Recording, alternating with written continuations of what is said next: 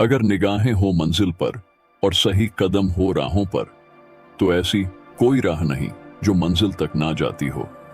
नमस्कार दोस्तों, स्वागत है आपका फिर से एक और जिंदगी बदल देने वाली कहानी में। दोस्तों, इस कहानी को सुनने के बाद आपका फोकस अपने किसी भी कार्य में 100 गुना अधिक हो जाएगा। चलिए बिना समय को बर्बाद किए इस कहानी को शुरू करते हैं। बहुत समय पहले की बात है। किसी गांव में एक सम्राट था। उस सम्राट के पास सब कुछ था। बेशुमार दौलत थी, अच्छी प्रजा थी जो उसका ख्याल रखती थी, उसके आदेशों का पालन किया करती थी और वह भी अपनी प्रजा का खूब ध्यान रखा करता था। उन्हें कभी किसी चीज की कोई कमी महसूस नहीं होने देता था। कहने को तो उस सम्राट के पास सब कुछ था, किसी चीज की कोई कमी नहीं थी, लेकिन उसका मन कभी किसी एक काम पर नहीं टिक पाता था।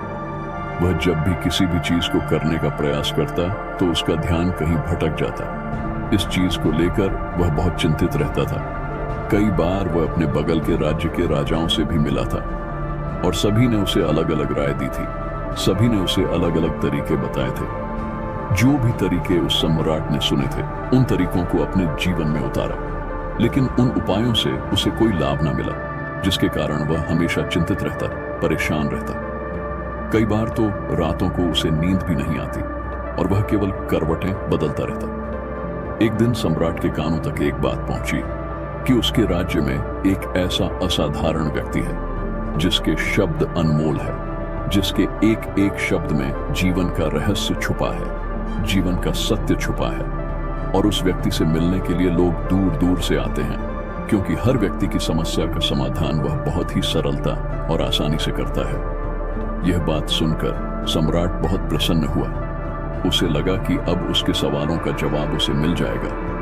इतनी तारीफ सुनकर सम्राट ने यह तय किया कि वह तुरंत ही जाकर उस व्यक्ति से मिलेंगे और उसे यह भी पता चल जाएगा कि जो लोग उनकी इतनी तारीफ कर रहे हैं, क्या वह सच है या नहीं। अगले दिन सुबह सुबह वह सम्राट उस व्यक्ति से मिलने के लिए निकल गया। रास्ता कुछ ज्यादा ही लंबा था, जिस कारण सम्राट ने बीच रास्ते में आराम किया। वहां पर उपस्थित हर कोई उस व्यक्ति के बारे में जानता था। जब सम्राट ने उनसे उस व्यक्ति के बारे में पूछा, तो वे लोग उस असाधारण व्यक्ति की खूब तारीफ कर रहे थे। तभी सम्राट ने सोचा कि लगता है यह व्यक्ति बहुत बुद्धिमान है, बहुत ज्ञानी होगा और प्रभावशाली व्यक्ति होगा, अन्यथा हर कोई उसकी इतनी तारीफ नहीं करता। जरूर ही उस व्यक्ति में ऐसी कोई बात अवश्य है जिसके कारण हर कोई उन्हें जानता है और उनकी तारीफ कर रहा है। उस व्यक्ति की तारीफ सुनकर सम्राट के मन में उस व्यक्ति से मिलने की उत्सुकता और अधिक हो गई। अब वह सम्राट जल्द से जल्द उस व्यक्ति से मिलना चाहता था, जिसके कारण वह आगे का सफर तय करना शुरू कर देता है। जैसे तैसे वह सम्राट उस व्यक्ति के आश्रम पहुंचा, पर आश्रम में उसे कोई नजर नहीं आया। आश्रम के पीछे एक छोटा सा बगीचा था। जब सम्राट वहां पहुंचा तो उसने देखा कि एक माली बगीचे में काम कर रहा था। उसका पूरा शरीर मिट्टी से लथपथ, पैरों में कोई चप्पल नहीं थी। इसको देखकर सम्राट ने माली से कहा, सुनिए महोदय, इस आश्रम के मालिक कहाँ हैं? मैं उनसे मिलने आया। इस पर वह माली जवाब देते हुए कहता है, श्रीमान आप अंदर बैठिए, मैं उन्हें बुलाता हूँ, वह जल्द ही आपसे मिलेंगे। माली की यह बात सुनकर सम्राट अंदर कुटिया में जाकर बैठ गया और उस असाधारण व्यक्ति के आने का इंतजार करने लगा। कुछ देर प्रतीक्षा करने के बाद जब असाधारण व्यक्ति उस सम्राट के सामने पहुंचा, उसने देखा कि यह तो वही व्यक्ति है जो बगीचे में काम कर रहा था। सम्राट ने उन्हें नमस्कार किया और बहुत हैरानी से कहा, अरे आप तो वही माली है जो बाहर बगीचे में काम कर रहे थे। लेकिन अब की बार तो माली एक बौद्ध भिक्षु के रूप में आया था। तभी बौद्ध भिक्षु सम्राट से कहते हैं, सम्राट, मेरा मजाक माफ कीजिए, मैं बगीचे में छोटा सा काम कर रहा था। मैं ही यहाँ का माली हूँ और मैं ही वह असाधारण व्यक्ति हूँ जिससे आप यहाँ इतनी दूर मिलने आए। कृपया करके अपने आने का कारण बताएं। इस पर सम्राट उन बौद्ध भिक्षु से कहता है, हे महाराज, मैंने सुना है कि आप जैसा व्यक्ति इस पूरे राज्य में नहीं है। मैंने आपकी तारीफ सुनी है, मैंने आपके बारे में कई सारी अच्छी बातें सुनी। मैंने यह भी सुना है कि आपके पास जो भी अपनी समस्या लेकर आता है, उसकी समस्या का समाधान आप अवश्य करते हैं। इसी कारणवश मैं आज आपसे यहाँ पर मिलने आया हूँ। और मैं आपसे उपदेश सुनना चाहता हूँ। लेकिन मेरे मन में एक शंका है। इस पर बौद्ध भिक्षु सम्राट से कहते हैं, कैसी शंका? इस पर सम्राट कहता है, मैंने बहुत से विद्वानों को देखा है, बहुत से ज्ञानियों को देखा है। वे जब भी चलते हैं तो उनके पास तरह तरह की ज्ञान की किताबें होती हैं। उनके पास ऐसा कोई ना कोई संकेत जरूर नजर आता है जिससे यह पता चल सकता है कि वे लोग ज्ञानी हैं। लेकिन आपके पास तो ना कोई ज्ञान की किताबें हैं और ना ही कोई ऐसी कला के संकेत आप में नजर आ रहे हैं, लेकिन उसके बावजूद आप बहुत शांत नजर आ रहे हैं। क्या आप मुझे इसका रहस्य बता सकते हैं? इस पर बौद्ध भिक्षु मुस्कुराने लगे और सम्राट से कहते हैं, मेरा ज्ञान तो इस संस्कार में प्रकृति के रूप में हर जगह है। मैं अपना ज्ञान जीवन की सरल और साधारण वस्तुओं से ही लेता हूं। पर महाराज, आप यहाँ किस समस्या को लेकर परेशान हैं? कृपया आप मुझे आपके यहाँ आने का कारण समझाएं। इस पर सम्राट कहते हैं, गुरुवर, मेरे यहाँ आने का कारण यह है कि मैं किसी भी काम को लेकर लंबे समय तक उसी कार्य पर अपना ध्यान नहीं लगा पाता। मैं कुछ ही देर में उस कार्य से भटक जाता हूँ। कृपया कर मुझे अपने इस समस्या का समाधान बताएं। मैं इस बात से काफी चिंतित हूँ। बौद्ध भिक्षु ने सम्राट की चिंता को समझकर कहा, महाराज, आपकी समस्या मुझे समझ आ गई है। आप जिस कार्य पर ध्यान नहीं लगा पा रहे, उसके लिए मैं आपको एक उपाय बता सकता हूँ, लेकिन आज आपको देर हो चुकी है। आप मुझे कल सुबह मिलिए। कल सुबह का समय ठीक रहेगा। कल सुबह जब आप मुझसे मिलेंगे तो मैं आपके सभी सवालों का जवाब आपको दे दूंगा। यह कहकर बौद्ध भिक्षु वापस अपने बगीचे में लौट गए और वह सम्राट भी वापस अपने महल लौट गया। लेकिन सम्राट को रात भर नींद नहीं आई। वह बस यही सोच में लगा था कि आखिर बौद्ध भिक्षु मुझे क्या बताने वाले हैं। वह तो मुझे एक साधारण से माली नजर आ रहे हैं, लेकिन जिस तरह से उनका मन शांत था, जिस तरह से वह शांत नजर आ रहे थे, यह बहुत बदाश्चर्य करने वाली बात है। रात भर सम्राट इन्हीं ख्यालों में खोया रहा। अगले दिन सुबह सूरज निकलने से ठीक पहले सम्राट उस आश्रम पर वापस पहुंचा। वहां पर बौद्ध भिक्षु पहले से ही उपस्थित थे। जैसे ही सम्राट वहां पहुंचा, उन बौद्ध भिक्षु ने एक पानी का छोटा सा जग उस सम्राट के हाथ में थमा हुए कहते हैं, इसे लीजिए और पौधों पर धीरे धीरे पानी डालिए। और ऐसा करते करते ये आपके सामने पूरे 15 पौधे हैं। इन सभी पर आपको इसी प्रकार पानी डालते चले जाना है। लेकिन जब आप इस क्रिया को कर रहे होंगे तो उस वक्त मेरी एक बात का अवश्य ध्यान रखिएगा कि आपको इस दौरान कुछ और नहीं करना है, न कुछ सोचना है और न ही कहीं आपका ध्यान भटकना चाहिए। आप जब इन पौधों को पानी दे रहे होंगे तो आपका पूरा ध्यान केवल इन पौधों पर ही होना चाहिए। यदि इस बीच आपके मन में कोई विचार आए तो वहीं पर रुक जाइएगा और फिर दोबारा से पहले पौधे से पानी डालना शुरू कीजिएगा। और जब आप मेरी बात मानकर ठीक इसी प्रकार इन सभी 15 पौधों को पानी दे देंगे, तब आप मेरे पास आइएगा और मैं आपके सभी सवालों का जवाब आपको दे दूंगा। उस सम्राट ने आज तक ऐसा कोई काम नहीं किया था और सम्राट को यह काम बहुत छोटा सा लग रहा था। सम्राट पहली बार ऐसा कोई काम करने जा रहा था। उस पानी के जग से पहले पौधे पर बहुत ही ध्यानपूर्वक पानी दिया और फिर दूसरे पौधे की ओर आगे गया। दूसरे पौधे पर भी उसने ध्यानपूर्वक पानी दिया। फिर उसने तीसरे पौधे पर पानी देना शुरू किया ही था कि उसके मन में तरह तरह के विचार उत्पन्न होने लगे। उसे अपने महल का बगीचा याद आने लगा, जहां पर तरह तरह के फूल थे, तरह तरह के पौधे लगे हुए थे। तभी अचानक उस सम्राट को उन बौद्ध भिक्षु की बात याद आ गई। यदि मन में कोई भी विचार उत्पन्न हो तो उसे फिर से पहले पौधे से पानी देना शुरू करना होगा। तुरंत ही पहले पौधे के पास वापस पहुंचा और उसने फिर से पहले पौधे को पानी दिया। दूसरे पौधे को उसने फिर से ध्यानपूर्वक पानी दिया। जैसे ही वह तीसरे पौधे पर पहुंचा, उसके मन में फिर से कई तरह के विचार उत्पन्न होने लगे। अब की बार यह सोच रहा था, पता नहीं मेरे बिना मेरे साम्राज्य में क्या हो रहा होगा। और अब की बार सम्राट को बहुत क्रोध आने लगा। उसने सोचा कि आखिर में यह छोटा सा कार्य क्यों नहीं कर पा रहा हूं। वह तुरंत ही फिर से पहले पौधे के पास पहुंचा। उसने अब की बार बहुत ध्यानपूर्वक पहले पौधे को पानी दिया, दूसरे पौधे को भी ध्यानपूर्वक पानी दिया। ऐसे करते करते अब की बार सम्राट करीबन 5 पौधों में बहुत ही ध्यानपूर्वक पानी दे चुका था।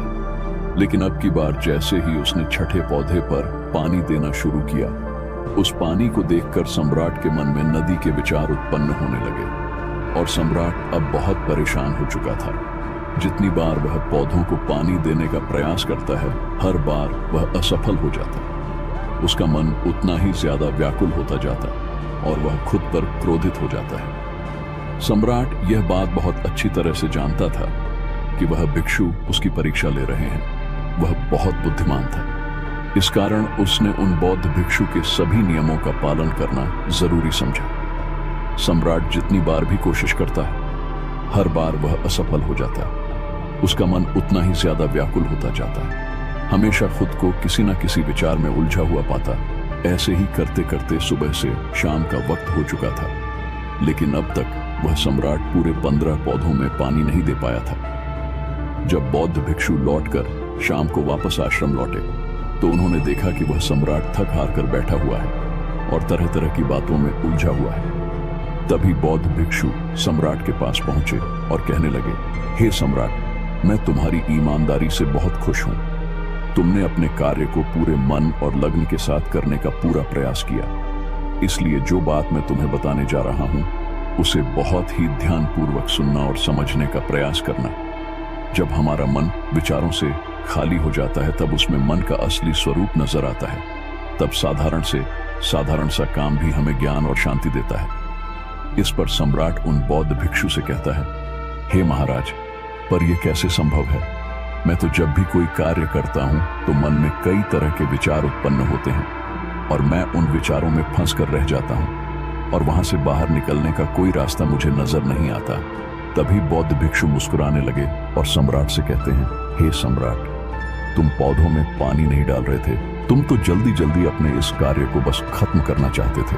तुम्हारे मन में तो यह विचार उत्पन्न हो रहा था कि तुम जल्दी से जल्दी इन 15 पौधों में पानी दे दो और उसके बाद तुम मुझसे मिल सको, मुझसे अपने प्रश्नों का उत्तर जान सको। किसी कारणवश यह कार्य तुम्हें बोझ सा प्रतीत हो रहा था, मानो मैंने तुम्हारे कंधों पर एक बोझ रख दिया हो, और यही कारण है कि तुम अपने आप को इस पल में रोक नहीं पाए। जब हमारे सामने रखा हुआ कार्य बोझ लगता है, तो हम उसे बस जैसे तैसे खत्म करना चाहते हैं और उस काम को करते समय हम अपना पूरा ध्यान उस कार्य पर नहीं दे पाते। किंतु अगर तुम इस पल के महत्व को समझ पाते, इसके महत्व को महत्व दे पाते और केवल पौधों और पानी पर ध्यान देते, तो तुम्हें कोई भी विचार परेशान नहीं कर पाते। इस पर सम्राट कहता है, हे महाराज, मुझे आपकी यह बात समझ में आ रही है कि मैं जल्दी जल्दी इस कार्य को खत्म करके आपसे मिलना चाहता था, जिस कारण मेरा मन इस कार्य में पूरी तरह से नहीं लग सका। लेकिन यह एक पल है जो हम जी रहे हैं, उस पल में रहना बहुत कठिन है। क्या मुझे इसके लिए कोई तपस्या या तप करना होगा?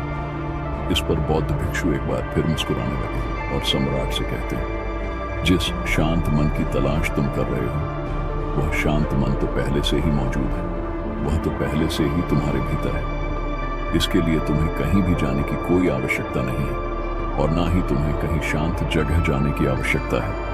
इसके लिए कुछ जरूरी है तो वह है अपनी सांसों पर ध्यान देना। इसलिए अपनी सांसों पर ध्यान देना सीखो। हम किस तरह से सांसें ले रहे हैं और किस तरह से त्याग रहे हैं, इस बात को देखने और समझने का प्रयास करें। तब तुम्हें यह समझ में आ जाएगा कि तुम्हारा शांत मन तो तुम्हारी सांसों के साथ ही बना हुआ है। उसके बाद तुम चाहो तो कोई भी कार्य करते वक्त भी अपनी सांसों पर ध्यान दे सकते हो। जब तुम कहीं चल रहे हो, कोई ऐसा कार्य कर रहे हो, तो तुम्हें अपनी सांसों पर ध्यान देना चाहिए, या कोई भी ऐसी क्रिया जो तुम्हें वर्तमान से बांधे रखें। इसका एक और तरीका है 2-4 मिनट अपने आसपास की प्रकृति पर गौर करो। देखो कि क्या चल रहा है तुम्हारे आसपास, इससे तुम वर्तमान में आ जाओगे। फिर तुम अब कार्य को जल्दी जल्दी बस यूं ही खत्म नहीं करके उसे पूरे मन से करने का प्रयास करो, जिससे तुम्हारा मन एकाग्र होगा। और जब तुम्हारा मन एकाग्र होगा तो तुम चाहे कोई भी कार्य क्यों ना करो, फिर चाहे वह छोटा हो या बड़ा, तुम्हारा मन उसमें पूरी तरह से विलीन हो जाएगा और वह कार्य ही तुम्हें शांति और ज्ञान भी प्रदान करेगा। ऐसे समय पर हमारे मन में किसी प्रकार के कोई विचार उत्पन्न नहीं हो पाते। और जब हम ऐसा करते हैं तो कर्ता और कर्म एक हो जाते हैं और हमारे भीतर की जो शांति है वह प्रकट होने लगती है। हम उसमें मग्न हो जाते हैं। इसे तुम चाहे तो आनंद कह सकते हो या फिर वर्तमान में जीना कह सकते हो, और यह अवस्था सरलता से प्राप्त भी कर सकते हो। बस तुम्हें केवल अभ्यास करना होगा। बौद्ध भिक्षु सम्राट से कहते हैं, जो मन मुश्किलों में शांत रहता है मुश्किलों से भागता नहीं है, केवल सचेत रहता है, वह मन हर परेशानी को पार कर सकता है, हर दुविधा से बाहर निकल सकता है। सम्राट को उन बौद्ध भिक्षु की यह सारी बातें समझ में आ चुकी थी। उसने उन बौद्ध भिक्षु को प्रणाम किया और वहां से वापस वह अपने राजमहल लौट आया। उसने अपनी सांसों पर ध्यान देना शुरू किया और धीरे धीरे इस निरंतर अभ्यास के कारण वह अपने हर कार्य को ध्यान और मन लगाकर किया करता था, जिससे उसे असीम शांति मिलती थी और वह छोटे छोटे कार्यों से भी ज्ञान प्राप्त कर लेता था। इसीलिए दोस्तों, कभी किसी कार्य को बोझ मानकर मत कीजिए, क्योंकि यदि आप उसे बोझ मानेंगे तो जल्दी उसे आप अपने ऊपर से उतारने का प्रयास करेंगे, अर्थात उसे जल्दी खत्म करने का प्रयास करेंगे। लेकिन इस प्रयास के दौरान आप जो भी कार्य करेंगे वह पूरे मन और लगन से नहीं हो पाएगा, और ऐसे में आप उस कार्य को जो अंजाम देना चाहते हैं, हो सकता है कि आप उसे अंजाम भी ना दे सके, और इसी कारणवश आपके मन में तनाव भी पैदा हो जाता है। हम चिंतित रहने लगते हैं, परेशान रहने लगते हैं, क्योंकि जो अंजाम हम उस कार्य को देना चाहते थे, अंजाम हम उस कार्य को न दे सके। और हम में से अधिकांश लोग यही गलतियां करते हैं। जब उन्हें कोई कार्य सौंपा जाता है तो वह उस कार्य को करने का प्रयास तो करते हैं, लेकिन वह चाहते हैं कि वह कार्य कितनी जल्दी खत्म हो जाए, और वह उस कार्य को करते वक्त अपने आप को वहां नहीं रख पाते, बल्कि उनका मन तो कहीं और ही भटकता रहता है, जिससे हमारा मन हम पर हावी होने लगता है, हमें तरह तरह के विचार दिखाता है और हम उन विचारों में डूबते चले जाते हैं।